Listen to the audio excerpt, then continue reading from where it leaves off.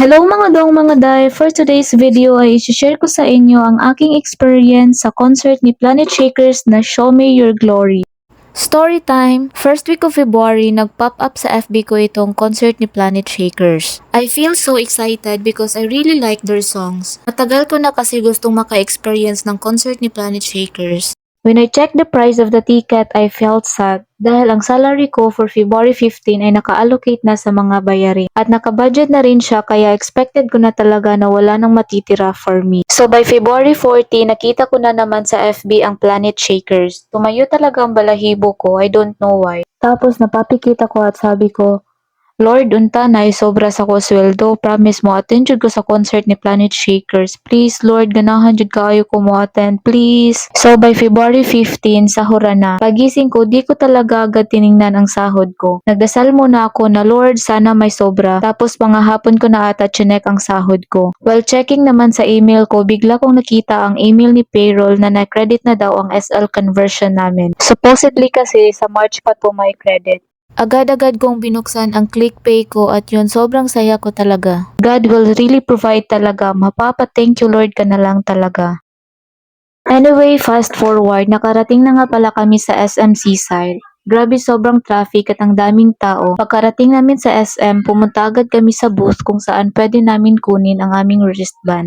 Nagmamadali na talaga kami kasi 7 PM na at 8 PM mag-start ang concert. Pero before kami pumunta sa venue, kumain na muna kami saglit para naman hindi kami patulon, kuyawa sa patulon. After namin kumain, pumunta agad kami sa venue at grabe sobrang daming tao. Nabay concert daghan jud. Bawal nga pala kami magdala ng food, water, and other harmful things na ipinagbabawal nila. Kaya yung iba kahit may dalang burger at inumin, inubos muna nila bago pumasok. Yung iba naman no choice kaya tinapon na lang nila. Pagpasok pala namin sa venue, merong mga nagtitinda ng pagkain at iba't ibang inumin. Kaya pala bawal magdala ng water at foods kasi meron palang tinda sa venue. Kung alam lang namin, doon na sana kami kumain. Fast forward naman, nung nasa venue na kami, sabi ko, hala, di ko nakikita ang stage. Natatawa na lang talaga ako sa sarili ko kasi kahit makapal na ang sinuot kong sandals or shoes, di ko pa rin kita. Ang liit ko kasi or mas matangkad lang talaga sila. Buti na lang nakahanap kami ng pwesto na malapit sa screen. Habang naghahanap pala kami ng pwesto, merong tumawag sa akin na Litchel, Litchel. Akala ko kung sino, yun pala yung ka-workmate ko na Japanese dati.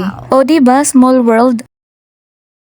Habang naghihintay kami na mag-start ang concert, hindi talaga ako mapakali sa sobrang excited. Isa kasi sa pangarap ko ang maka-attend ng concert ni Planet Shakers. Alam nyo ba na kahit sa ang sulok ako ng bahay, lagi ko talagang kinakanta ang Nothing is Impossible. Through you, I can do anything. I can do all things. Cause it's you who gives me strength. Nothing is impossible.